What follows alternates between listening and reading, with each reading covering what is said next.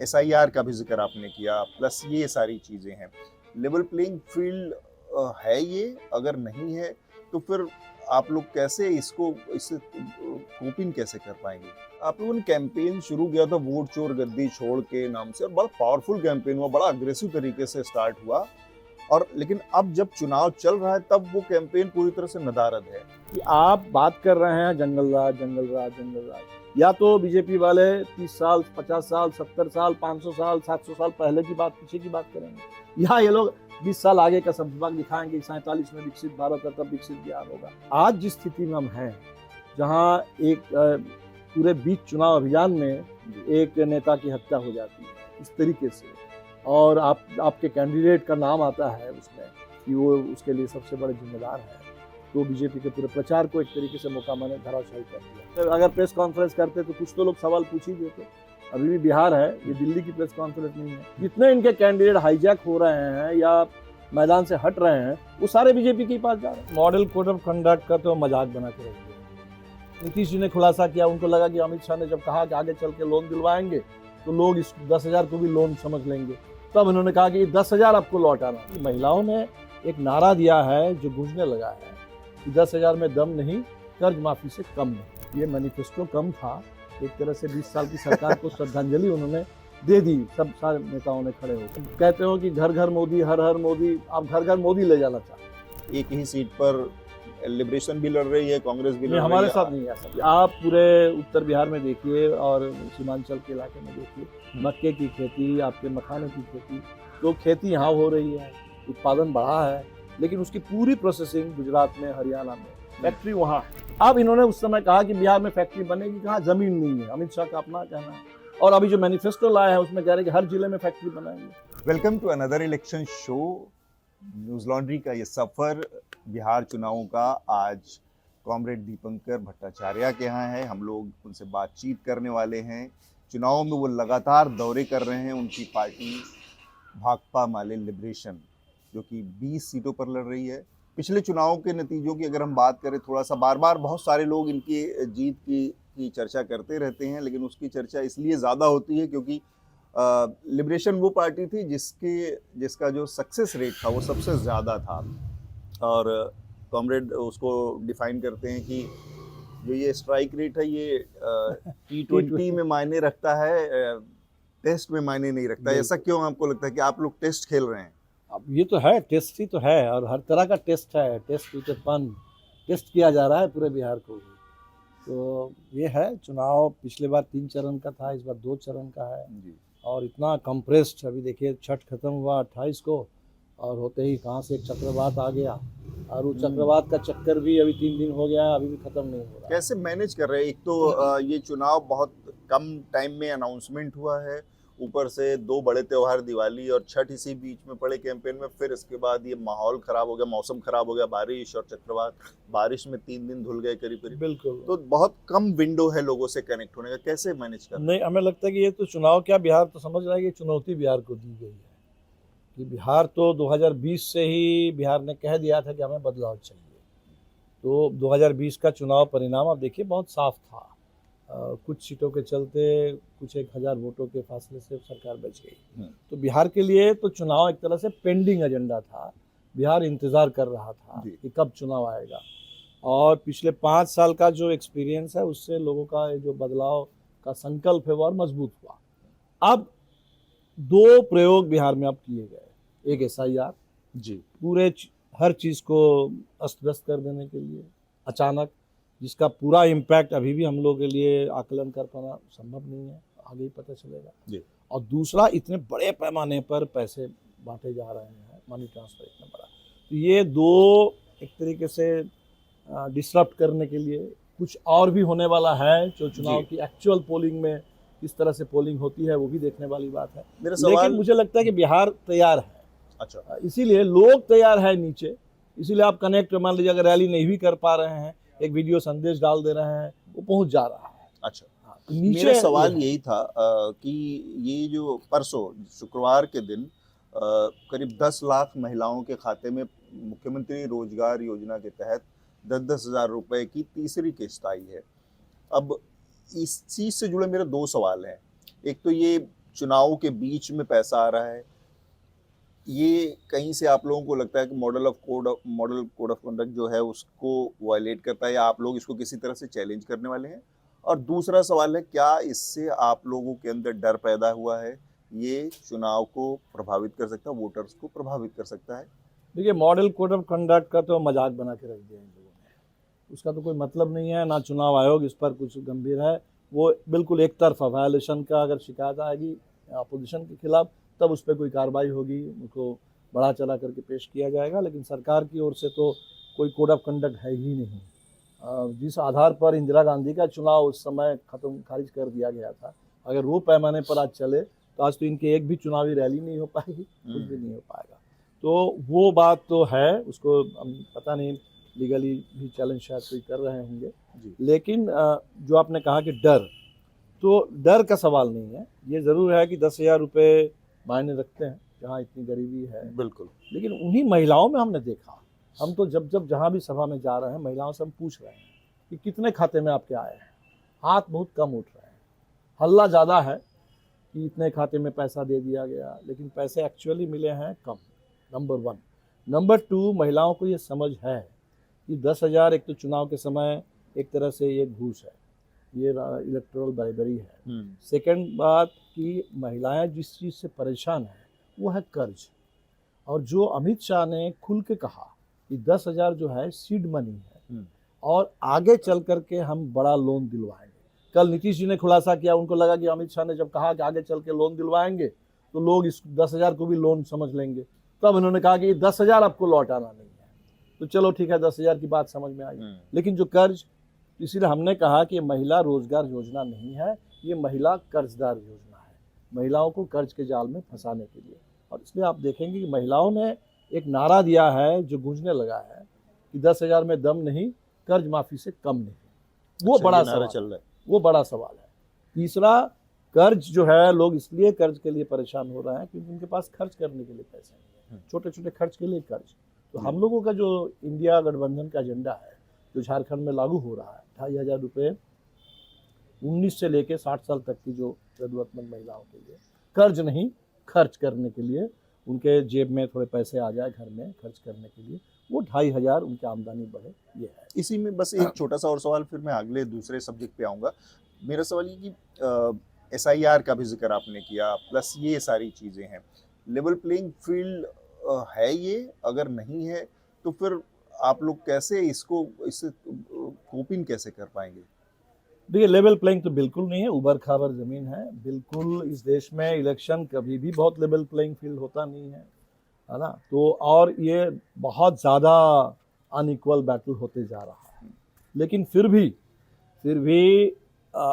लोग, बिहार में लोगों को लड़ना आता है, लोग लड़ लेते हैं, और कभी कभी ऐसे लड़ लेते हैं कि जो लोग सोचते हैं कि भाई ये कंसिक्वेंस होगा, उसका कुछ दूसरा ही परिणाम निकल जाता है। तो हमें तो लोगों पर बेसिकली भरोसा है, बिहार पर भरोसा है, बिहार के पॉलिटिकल हिस्ट्री पर भरोसा है। जब जब ऐसा मोड़ आया, बिहार हमेशा उसने दे दिया। और ये जो हम लोगों का जो एजेंडा है इस बार का, वो एजेंडा लोगों की जो मांग है, मुख्य मांगे हैं, उन्हीं को एक तरीके से कंपाइल करके हमने कमिटमेंट के रूप में रखा है। और जो इनका एजेंडा है NDA वालों का, हमने तो देखा कि वो जो 1 मिनट मौन खड़े हो गए लोग, तो हमने कहा भाई 1 मिनट के मौन का तो मतलब होता है श्रद्धांजलि देने के लिए हम लोग खड़े हो गए। ये मैनिफेस्टो कम था, एक तरह से 20 साल की सरकार को श्रद्धांजलि उन्होंने दे दी, सब सारे नेताओं ने खड़े होकर के। तो लोग तो बदलाव लाएंगे, वो उसी पर भरोसा है कि जो भी हो रास्ते में हर्डल रेस है, लेकिन अब लोगों के पास 60 सेकंड में जो भारतीय जनता पार्टी NDA की एक्चुअली जो मैनिफेस्टो का घोषणा पत्र की प्रेस कॉन्फ्रेंस थी, उसका जिक्र आप कर रहे थे। आपके मैनिफेस्टो की RJD ने जो जारी किया उसकी मैं बात करूं तो उसमें हर RJD हम सब लोग मिलकर किए हैं, बिल्कुल। हर घर में एक सरकारी नौकरी का वादा है। आप एकेडमिक तौर पर शैक्षिक रूप से स्टैटिस्टिशियन हैं, आपने उसकी पढ़ाई लिखाई की है, आंकड़ों को आपसे बेहतर बहुत कम लोग समझ पाएंगे।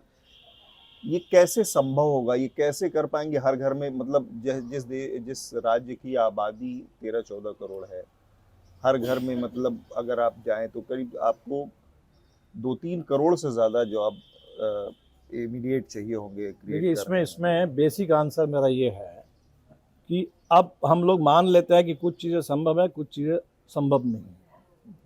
क्यों मान लेते हैं? तो जो चीज़ ज़रूरी है जी। उसको संभव बनाना है। तो बिहार के लिए पलायन इतना बड़ा एक पूरा अभिशाप है बिहार के लिए। तो पलायन इसलिए होता है कि बिहार के अंदर एक तो रोज़गार कम, सुरक्षित रोज़गार कम, सम्मानजनक बाहर लोगों को लगता है कि भाई बाहर जा करके झेल लेंगे, सब कुछ झेल लेंगे, लेकिन 10,000 रुपये ज़्यादा कमा लेंगे। तो बिहार में सिक्योर एम्प्लॉयमेंट, तो उसी का लोग समझते हैं कि सरकारी नौकरी। सरकारी नौकरी कहने का मतलब है कि वो एक तरीके से सिक्योर जॉब, जो देने की जिम्मेदारी सिर्फ राज्य सरकार की नहीं, केंद्र सरकार की भी है, पंचायतों की भी है, पंचायत के जरिए भी होता है। जिस देश में टोटल गवर्नेंस का स्ट्रक्चर कर देख लें, तो हमें लगता है कि पहला जवाब तो ये है कि बहुत सारे लोग ऑलरेडी वो सरकार के लिए काम कर रहे हैं।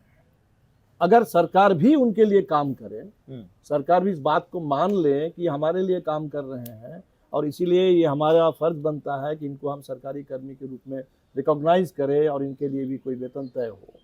तो ये पूरे एजुकेशन सेक्टर में, हेल्थ सेक्टर में, न्यूट्रिशन के सेक्टर में, सैनिटेशन के सेक्टर में, हर तरह के सिविक कम्युनिटीज़ में जो भी सरकारी काम हो रहा है, आपने अलग अलग नाम दे रखा है, फलाना मित्र है, ये है, पैरा टीचर है, ये वो है, उनके लिए किसी को आप कह रहे हैं कि पारितोषिक हम दे रहे हैं, किसी को कह रहे हैं इंसेंटिव दे रहे हैं, ऑनरेरियम दे रहे हैं। तो उनको अगर आप स्टैंडर्डाइज करें, रेगुलराइज करें, इसलिए देखिए सबसे बड़ा सवाल जो है कि आउटसोर्सिंग और संविदा पर जो काम कर रहे हैं उनको हम स्थायी करेंगे। शेष हमें लगता है कि education, health, amenities, public service, ये 4 ऐसी चीज़ें हैं जो बेसिकली गवर्नमेंट को ही देखना होगा, कोई प्राइवेट आपका करने वाला नहीं है इस चीज़ को। इसको अगर जैसे मैं समझ पा रहा हूँ, आप ये कह रहे हैं कि बहुत स्कैटर्ड रूप में जॉब, चाहे वो संविदा पे है, चाहे वो ठेकेदारी उस पे है, ऑलरेडी एग्जिस्ट कर रही है, आप उसको ऑर्गेनाइज कर देंगे, करने की सोच रहे, कोई कानून लाकर जैसे, या फिर ये मनरेगा जैसी कोई योजना होगी कि गारंटी हो जाएगी आपको कि तो एक वो डिमांड भी है, वो डिमांड भी है कि जैसे रूरल एम्प्लॉयमेंट गारंटी एक्ट आपका है जी, उसी के तर्ज पर एक अर्बन एम्प्लॉयमेंट गारंटी एक्ट भी बने देश में, ताकि शहर में भी जो बेरोजगारी है तो उनके लिए भी कोई रोजगार गारंटी कानून बने। और सच कहिए तो रोजगार गारंटी कानून का नाम ही जब रोजगार गारंटी है, इसका मतलब ही तो आप गारंटी करना चाहते हैं। अभी हम लोगों ने जब कहा कि हर घर में, तो आप कहते हो कि घर घर मोदी, हर हर मोदी, आप घर घर मोदी ले जाना चाहते हो, अब मोदी के नाम पर बहुत जुमले, बहुत झूठ, इसको ले जाना चाहते हो। हम अगर कह रहे हैं कि घर घर लोगों के पास जो सबसे ज़रूरी चीज़ है जीने के लिए एक नौकरी हो, और सरकारी नौकरी का और एक इम्पॉर्टेंट चीज़ है कि आरक्षण और कहीं नहीं है। प्राइवेट में ना तो नौकरी है, प्राइवेट में ना तो आरक्षण है। तो आरक्षण का भी बिहार के लिए बड़ा मुद्दा है, 65% आरक्षण जो बिहार का हक बनता है, जिससे बिहार को वंचित रखा गया। मेरा एक और सवाल इसे लगे हाथ आपसे है, इस देश में मेजर एम्प्लॉयमेंट जो देने वाले सेक्टर है वो अब ज़्यादातर प्राइवेट सेक्टर है, सरकारों का हिस्सा कम होता जा रहा है, ये पैन इंडिया। और उसका परिणाम, बहुत दुष्परिणाम सामने, मैं परिणाम पे आऊँगा। आपको लगता है कि इतनी बड़ी आबादी जो बिहार की है और इतनी बड़ी जो बेरोजगारों की फौज है, इसको रोजगार देने के लिए, इसको साधने के लिए प्राइवेट सेक्टर को मजबूत किया जाना चाहिए? प्राइवेट सेक्टर इसमें रोल निभा सकता है या केवल सरकारी? क्योंकि सरकार नहीं, केवल सरकार तो नहीं, प्राइवेट का भी रोल है, प्राइवेट का भी रोल है। लेकिन प्राइवेट में देखिए बातें होती है कि इतना इन्वेस्टमेंट हो गया, प्राइवेट में कोई एम्प्लॉयमेंट की बात नहीं करता। अब अदानी आ रहे हैं, अदानी को 1050 एकड़ जमीन 1 रुपए के लीज पर दे दिया गया, इतने 1000 करोड़ का इन्वेस्टमेंट होगा। वहाँ हमेशा आपको इन्वेस्टमेंट की कहानी सुनाई जाएगी। उस इन्वेस्टमेंट से क्या हुआ, कितने लोगों को एम्प्लॉयमेंट मिला? एक पावर प्लांट बनेगा, जिस समय कंस्ट्रक्शन चलेगा, कंस्ट्रक्शन के दौर में कुछ लोगों को काम मिलेगा, उसके बाद बहुत थोड़ी संख्या में कुछ स्थानीय लोगों को तो मिलता ही कम है, थोड़ा परमानेंट बहुत कॉन्ट्रैक्ट इस तरह का काम होगा, बाकी लोगों के लिए धुआं है, प्रदूषण है, हेल्थ हैजर्ड है, वो सब मिलेगा। तो हमें लगता है कि प्राइवेट जो इन्वेस्टमेंट की हम लोग बात करें, वहाँ एम्प्लॉयमेंट को लाइए कि labour intensive, employment oriented investment हो। और इसलिए उसकी भी बात हम लोग के मैनिफेस्टो में है कि आप पूरे उत्तर बिहार में देखिए और सीमांचल के इलाके में देखिए, मक्के की खेती, आपके मखाने की खेती, तो खेती यहाँ हो रही है, उत्पादन बढ़ा है, लेकिन उसकी पूरी प्रोसेसिंग गुजरात में, हरियाणा में, फैक्ट्री वहाँ है। तो अब गजब की बात है, ये लोग जो फैक्ट्री की बात आई, देखिए 2 बातें मैं मानता हूँ कि इंडिया गठबंधन की जीत है। एजेंडा हमने सेट किया कि आप नौकरी की बात करो, अभी वो 1 करोड़ की बात करने लगे, हमने कहा कि फैक्ट्री बिहार में बने, बंद पड़े कारखाने भी चालू हो, नए भी बने। अब इन्होंने उस समय कहा कि बिहार में फैक्ट्री बनेगी कहाँ, जमीन नहीं है। अमित शाह का अपना कहना है। और अभी जो मैनिफेस्टो लाया है उसमें कह रहे हैं कि हर जिले में फैक्ट्री बनाएंगे। और सम्राट चौधरी कह रहे हैं कि हवाई जहाज का भी प्रोडक्शन मैन्युफैक्चरिंग अब बिहार में होगी, वो कर रहे हैं। तो ये बात हम लोग ला दिए हैं सामने कि फैक्ट्री की भी बात हो, बंद पड़े कारखाने को चालू करने की भी बात हो, नए बिहार के लिए एम्प्लॉयमेंट ओरिएंटेड इंडस्ट्रियलाइजेशन की भी बात हो, और सारा जो सर्विस सेक्टर भी है उसमें जो लोग काम कर रहे हैं उनके जॉब को सिक्योर बनाया जाए। मैं आगे बढ़ता हूँ और थोड़ा सा पॉलिटिकल जो सवाल है उस पर बात करना चाह रहा हूँ।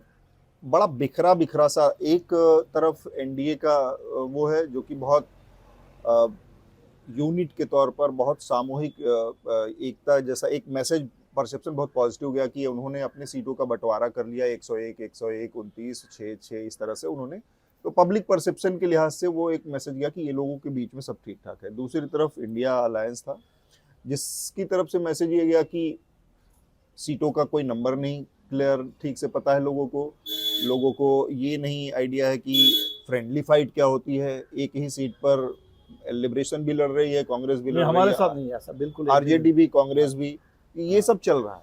ये मैसेज के तौर पर निगेटिव देता है कि मैसेज जाता है कि एक तरफ ये है जो कि आपस में उलझे हुए हैं, दूसरी तरफ ये है कि इनकी सब कुछ क्लैरिटी है। तो ये पब्लिक परसेप्शन से आप लोगों को जूझना पड़ता है। पहली बात, ये पब्लिक परसेप्शन मेरे ख्याल से है नहीं। अच्छा, परसेप्शन ही कुछ दूसरा है, क्योंकि वहां जो आप कह रहे हैं कि सब ठीक ठाक है, मैं नहीं कह रहा हूँ, ऐसा मैसेज है, पब्लिक परसेप्शन की बात आप कर रहे हैं, तो हमें लगता है कि वो सब लोगों को पता है कि ठीक ठाक नहीं है, ठीक ठाक नहीं है। वहाँ इससे पहले हमेशा जेडीयू सीनियर पार्टनर हुआ करती थी जी। पहला चुनाव है जहाँ बीजेपी ने ये तय कर दिया कि हम लोग बराबरी पर रहेंगे जी। तो उस पूरे 243 की जो सूची है एनडीए की, उस सूची में एक तरफ नीतीश कुमार है, एक तरफ टीम बीजेपी है जी।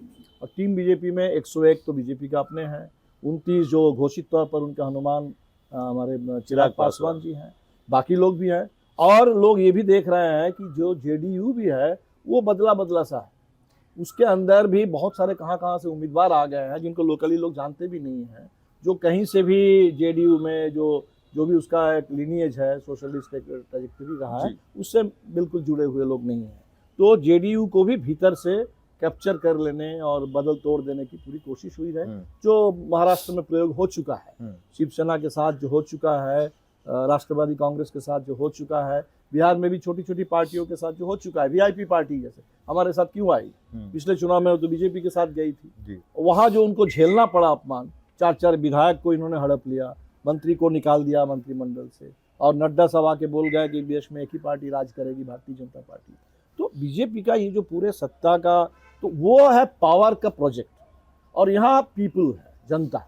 अब जनता में तो जाहिर सी बात है कि बिहार जैसे प्रदेश में उसमें कुछ झगड़े भी होंगे और उसमें कुछ दिक्कतें भी होंगी, वो बहुत नेचुरल है। दो पांच सीट में मान लिया घर में जैसे झगड़े होते हैं, एक पार्टी में भी झगड़े होते हैं। बिहार में तो आप देखिएगा कि जिस समय टिकट बंट रहा है, हर पार्टी के दफ्तर के सामने, अब हमारी पार्टी छोड़ दीजिए, कल हो सकता है हमारी पार्टी में भी ये शुरू हो जाए कहीं कि वो टिकट मांगने वाले, लड़ने वाले, इनको नहीं मिला, उनको नहीं मिला, कुर्ता फाड़ करके कोई कुछ प्रदर्शन कर रहे हैं। तो वो तो होगा। हाँ। उसका थोड़ा बहुत अगर झलक उसके आपको गठबंधन में भी दिखे, वो तो गठबंधन की जीवंतता है। ये कोई आर्टिफिशियल प्रोजेक्ट नहीं है, या सब ठीक है 1 मिनट का मौन श्रद्धांजलि दे करके चले गए खड़े होकर के। मेरा अगला सवाल है डिप्टी सीएम को लेकर। पिछले बार भी महागठबंधन में काफी खेल रचे गए, और जिस वीआईपी पार्टी का आपने जिक्र किया वो बीच प्रेस कॉन्फ्रेंस से उठ के भाग गए थे। इस बार आप लोगों ने उनको दिया है।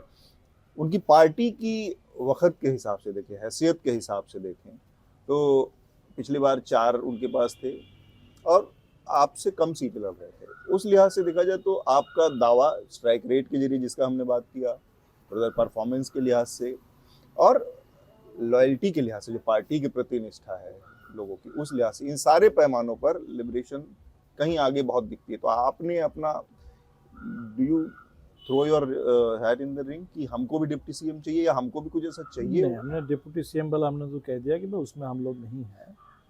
हमने ज़रूर सेक्रीफाइस किया। लोग कह रहे थे कि भाई बिहार में इस बार माले को 30 सीट मिलनी चाहिए। एक जनरल परसेप्शन था, एक गुडविल था, और इसके लिए बिहार के तमाम लोगों का मैं शुक्रगुजार हूँ कि माले के ऊपर इतना लोगों का भरोसा है जी। लेकिन हमने देखा कि ये जो नई दो पार्टियां हैं इनको रखना तो ज़रूरी है। जी जो मुकेश जी से भी मेरी बात हुई कि आपकी जो सोशल आइडेंटिटी है वो आपसे कोई छीन नहीं सकता, ठीक बात। लेकिन आपकी जो पॉलिटिकल आइडेंटिटी बनने लगी है कि आप इस तरफ हैं संविधान रक्षा करने के लिए, लोकतंत्र के लिए, इस तानाशाही के खिलाफ, तो इस आइडेंटिटी के साथ कोई इधर उधर मत कीजिए। आप रहिए, उसमें 2-4 सीट ज़्यादा कम वो बहुत मायने नहीं रखता, हम सब लोग हैं आपको देखने के लिए। तो हमें लगता है कि इससे फ़र्क पड़ेगा, क्योंकि जो खराब प्रदर्शन हम लोगों का रहा कमज़ोर 2020 में भी और 24 में भी, वो उत्तर बिहार में रहा। दक्षिण में हम लोग 20 में भी स्वीप किए थे, 24 में भी अच्छा प्रदर्शन रहा है। दक्षिण को हम लोग मेंटेन करेंगे, थोड़ा और इम्प्रूव करेंगे। उत्तर बिहार में खासकर जैसे हम कल सिवान समस्तीपुर में थे, समस्तीपुर में 10 सीट में 5-5 का डिवीजन हुआ था, लेकिन बगल में दरभंगा है, मधुबनी है, वहाँ लगभग बीजेपी ने स्वीप कर दिया था। तो इनके आने से फ़र्क पड़ेगा, इनके आने से, आईआईपी के आने से एक वो जो पूरा बिहार का वो भौगोलिक हिस्सा है वहाँ जिनकी तो आपकी सोशल इंजीनियरिंग ज़्यादा बेहतर है इस बार पिछली बार। सोशल, जियोग्राफिकल, जियोपॉलिटिकल कह लीजिए बिहार के हिसाब से तो वो जो इलेक्टोरली हमें लगता है कि इम्पॉर्टेंट है, और जो सोशल मैसेज भी, क्योंकि बार बार ये लोग यही कहते हैं कि भाई यहाँ तो लालू जी 90 में जब थे तो पूरे बहुजन समाज उनके साथ होता था, और धीरे धीरे सिकुड़ते गए और सिर्फ मुस्लिम और यादव रह गए।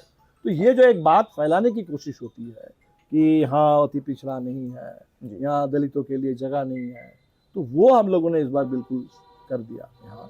और दूसरी तरफ लोग देख रहे हैं कि जो बिहार बीजेपी की सूची है 101, और उस सूची को आप ठीक से देख लीजिए। एक तरफ कास्ट सर्वे है, उसके आंकड़े देखिए, उसके आंकड़े उसमें इसमें इस पैमाने पर तो कांग्रेस पार्टी का भी बहुत अच्छा नहीं कहा जाएगा। नहीं, बाकी का तो कुछ अच्छा बुरा आप कहेंगे, लेकिन बीजेपी का जो है, आप नारा सबका साथ सबका विकास, 101 कैंडिडेट की सूची, एक भी भाजपा तो कुछ मामलों में एकदम क्लियर है कि हम सिर्फ उस मामले में क्लियर है, उस मामले में क्लियर है, लेकिन जिस चीज को छुपाना चाहती है और जिस पे आप धीरे धीरे भंडाफोड़ हो रहा है कि बातें मुंह खुलते ही बात करेंगे ओबीसी और ईबीसी और महादलित छोड़ के बात ही नहीं करेंगे। लेकिन जो कैंडिडेचर की लिस्ट है 101, उसमें जिन 4 जातियों की कुल आबादी बिहार में 15-16% से ज़्यादा नहीं है, उनके लिए 49 आउट ऑफ 101, लगभग 50% मैं इसको भी आरक्षण मानता हूँ। अच्छा, ये भी रिजर्वेशन है, रिजर्वेशन ऑफ द पावरफुल। आप लोगों ने कैंपेन शुरू किया था वोट चोर गद्दी छोड़ के नाम से, और बड़ा पावरफुल कैंपेन हुआ, बड़ा अग्रेसिव तरीके से स्टार्ट हुआ, और लेकिन अब जब चुनाव चल रहा है तब वो कैंपेन पूरी तरह से नदारद है। क्या वो कैंपेन समय से पहले पीक करके खत्म हो गया, या वो इलेक्टोरल उसमें आपको बेनिफिट नहीं दिखता, क्यों उसको पीछे छोड़ दिया? नहीं, ऐसा नहीं है। दरअसल वो एक इंटीग्रल पार्ट है। जैसे वोट चोर गद्दी चोर का जो नारा और उस कैंपेन में जो आपको रिस्पांस दिखा, वो सिर्फ एसआईआर की वजह से नहीं था, उसमें दोनों चीज़ थी। एसआईआर को लेकर के अचानक हमला हुआ, नोटबंदी की तरह वोटबंदी का हमला, उसको लेके लोगों में एक जाहिर सी बात है बहुत एंजाइटी भी और गुस्सा भी, नाराज़गी भी थी, सब कुछ था, आशंका भी। लेकिन साथ साथ वो जो 5 साल का जिसको हमने कहा कि बिहार के लिए लंबित एजेंडा है, बिहार बदलाव चाहता है, तो वो बदलाव की जो चाहत है वो आपको दिखी उसमें। इसीलिए वो एसआईआर, एंटी एसआईआर, जो वोट चोर गद्दी चोर, आज भी वो नारे लग रहे हैं। तो वोट को बचाना है, क्यों बचाना है? वोट को इसलिए बचाना है कि हमें वोट से बदलाव लाना है, अपना अधिकार हासिल करना है। और ये चोरी क्यों कर रहे हैं? वो इसलिए चोरी कर रहे हैं, वोट की चोरी नहीं कर रहे हैं सिर्फ, वो आरक्षण की भी चोरी कर रहे हैं, नौकरी की भी चोरी कर रहे हैं। जिंदा है, बिल्कुल जिंदा है। और आप देखेंगे वो नारा हर मीटिंग में हम तो देखते हैं कि लोग ये नारे लगा रहे हैं, वोट चोर गद्दी छोड़। तो वो एक राजनीतिक संकल्प को मजबूत कर दिया है। ये जो घटना हुई मोकामा में, आनंद सिंह की और जन स्वराज पार्टी के कार्यकर्ता की हत्या हो गई, आपकी खुद की पार्टी भी इस तरह की जो बाहुबल, गुंडागर्दी और हिंसा की जो पूरी पॉलिटिक्स है उसको झेल चुकी है, और आज भी झेल भी रही है। और मैं जाहिर बात, मेरा इशारा है चंद्रशेखर की तरफ, जब एक आज आरजेडी के साथ है, शहाबुद्दीन आज नहीं है, लेकिन यही कमोबेश स्थिति आपके सामने आई थी। आज फिर एक और बाहुबली के ऊपर आरोप है और एक हत्या हुई है। तब आप इस स्थिति में अपने को कैसे देखते हैं? असहज पाते हैं, या आप इसको पॉलिटिकल आउटकम के किस तरह के देखते हैं? ये मोकामा की घटना ये कोई आइसोलेटेड घटना नहीं है। ये बीजेपी के एनडीए की जो पूरी पॉलिटिक्स है पावर की, अब उसका एक आपके पास एक ऑर्गेनिक समझिए कि उसका एक उदाहरण है कि आप बात कर रहे हैं जंगल राज, या तो बीजेपी वाले 30 साल 50 साल 70 साल 500 साल 700 साल पहले की बात पीछे की बात करेंगे, या ये लोग 20 साल आगे का सब्जबाग दिखाएंगे कि 47 में विकसित भारत है तब विकसित बिहार होगा, तो आज की बात नहीं करते। तो जंगल राज का जो पूरा इनका प्रचार था, मोकामा की घटना ने हमें लगता है उसकी पोल खोल के रख दिया कि आज जिस स्थिति में हम हैं, जहाँ एक पूरे बीच चुनाव अभियान में एक नेता की हत्या हो जाती है इस तरीके से, और आपके कैंडिडेट का नाम आता है उसमें कि वो उसके लिए सबसे बड़े जिम्मेदार है, तो बीजेपी के पूरे प्रचार को एक तरीके से मोकामा ने धराशायी कर दिया उस पब्लिसिटी को। और जहाँ तक 1 मिनट की श्रद्धांजलि आप कह रहे हो, वो इसी वजह से चेंज की गई थी। अभी पता नहीं, हो सकता है, लेकिन इनके पास एक कहने के लिए कुछ है नहीं। वो ये भी शायद दिखाना चाहता है कि हमारे लिए तो ये बाएं हाथ का खेल है, हमें कोई आता जाता नहीं है बिहार में, लोग क्या पूछ रहे हैं, मतलब अगर प्रेस कॉन्फ्रेंस करते तो कुछ तो लोग सवाल पूछ ही देते। अभी भी बिहार है, ये दिल्ली की प्रेस कॉन्फ्रेंस नहीं है, लोग थोड़ा सा सवाल अभी भी पूछ लेते हैं बिहार में, तो उनके पास जवाब नहीं है, इसलिए चाहते नहीं है। सम्राट चौधरी को छोड़ के गए कि तुम अकेले संभालो, पत्रकारों से कहा कि बाहर नहीं जाना, अब बताइए कि बाहर जा करके कोई पूछ देंगे तो वो नहीं देना है, और उन्होंने वही पढ़ के सुनाया जो था। तो हमें लगता है कि ये इनका प्रचार तो गया, इनका जो भ्रष्टाचार का इनका जो भी प्रचार था वो उन्हीं के ऊपर बुमेरांग कर रहा है। ये जो पूरा का पूरा प्रशांत किशोर का एक कैंपेन चल रहा है, प्रशांत चंद्र स्वराज पार्टी जिस तरह से इस मैदान में है, सबसे ज्यादा सीटों पर इनफैक्ट वही लड़ रही, भारतीय जनता पार्टी, आरजेडी और जेडीयू, सारी पुरानी पार्टियां को पीछे छोड़ के वो सारी सीटों पर लड़ रहे हैं, तो उनके कैंपेन को आप कैसे देखते हैं? देखिए, क्या वो सीट बाय सीट नुकसान पहुंचा सकते हैं आप लोगों को? नहीं, सीट बाय सीट जरूर उनके जहाँ जैसे उम्मीदवार होंगे उस हिसाब से इनको कुछ वोट मिलेंगे, उम्मीदवार के आधार पर बेसिकली। जो जनसुराज एज ए पार्टी या प्रशांत किशोर एक पार्टी के प्रोमोटर के रूप में, मैं प्रोमोटर शब्द इस्तेमाल कर रहा हूँ क्योंकि ये प्रोजेक्ट है। हाँ। ये कोई पार्टी कम एक कॉर्पोरेट पॉलिटिकल प्रोजेक्ट ज़्यादा है। अच्छा। और हर प्रोजेक्ट के जैसे कोई प्रोमोटर होते हैं तो वो सबसे बड़े प्रोमोटर के रूप में यहाँ आए। तो वो जो नैरेटिव उनका था, वो नैरेटिव लेकिन धीरे धीरे धीरे धीरे खत्म होने लगा है। हमने कई देखा कि बहुत सारे आदर्शवादी नौजवान महिलाएं जो इनमें वो दिल्ली में जैसे आपके शुरुआती दिनों में जो लोगों की उम्मीद थी, तो इनके साथ भी एक लोगों की उम्मीद जुड़ने लगी थी कि बिहार में नई पार्टी, नए चेहरा, नई बातें, नई सोच कुछ देखने को मिलेगी। लेकिन पिछले 1-2 साल में जिस तरह से इन्होंने टिकट का भी किया है, लोगों को बांटा है, जिस तरीके की राजनीति सामने आई, तो लोगों का बहुत तेजी से मोह भंग हो रहा है। अच्छा। इस चुनाव में प्रशांत किशोर की अनरेवलिंग शुरू हो चुकी है मेरे ख्याल से, कि ये जो कॉन्ट्राडिक्शन था, बिहार जैसा स्टेट, एक गरीब backward state, labour intensive state, और लेबर इंटेंसिव स्टेट में आप कैपिटल लेकर के आए हैं, ऊपर से कॉर्पोरेट प्रोजेक्ट लेकर के आए हैं, ये चलने वाला नहीं है। लेकिन आप देखिए, उनके पास रिसोर्स बहुत है, कैंडिडेट बहुत दिए हैं, और मज़ेदार बात है कि वो तो कह रहे थे कि लड़ाई एनडीए और प्रशांत किशोर के बीच में है। फिर उन्होंने कहा कि बीजेपी ने हमारे कैंडिडेट्स को हाईजैक कर लिया। जितने इनके कैंडिडेट हाईजैक हो रहे हैं या मैदान से हट रहे हैं, वो सारे बीजेपी के पास जा रहे हैं। ऐसा क्यों? अगर आपकी लड़ाई एनडीए से ही थी तो आपके लोग भाग करके एनडीए के समर्थन में क्यों चले जा रहे हैं? ये तो बड़ा विडंबना है, इसका जवाब प्रशांत किशोर ही दे सकते हैं। मेरा आखिरी सवाल है बस, खाली जहाँ तक मैं इस इलाके में घूमा, अलग अलग जिलों में गया, कहीं कहीं एक चीज़, ये मेरा अपना जो अनुभव है वो मैं आपसे साझा कर रहा हूँ, उस पर आपका आकलन क्या होगा। 20 साल तक राज करने के बाद भी नीतीश कुमार खिलाफ, मैं एनडीए की बात नहीं कर रहा हूँ, नीतीश कुमार के खिलाफ कोई बहुत स्ट्रॉन्ग एंटी इनकम्बेंसी नहीं दिख रही है मुझे, कोई बहुत नाराजगी नजर नहीं आ रही है। क्या ये फीडबैक आप लोगों तक भी है? इसको आप लोग कैसे इसका आकलन कर रहे हैं? नहीं, नाराजगी है सरकार के प्रति। आप समझ लीजिए कि लोगों को धीरे धीरे बात समझ में आने लगी थी कि नीतीश जी अब इस सरकार के मुखौटा भर बन के रह गए हैं, सरकार चला रहे हैं मोदी जी, तो इसलिए मोदी जी के खिलाफ, बीजेपी के खिलाफ है उस हिसाब से।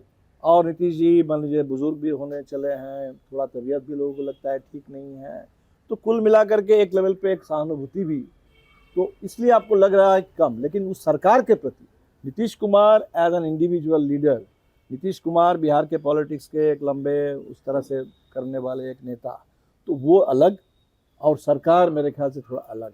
सरकार के प्रति लोगों का गुस्सा वो अपनी जगह पर है, उसमें कहीं कोई कमी नहीं आई है।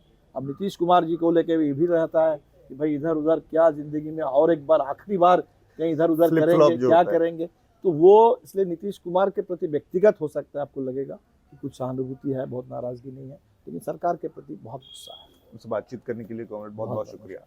हमारे बिहार चुनाव से जुड़े एनएल सेना प्रोजेक्ट को सपोर्ट करने के लिए इस क्यूआर कोड को स्कैन कीजिए और कंट्रीब्यूट कीजिए अपनी मर्जी से, ताकि हम बिना किसी दबाव के आप तक खबरें पहुंचा सकें और आप कह सकें मेरे खर्च पर आजाद हैं खबरें।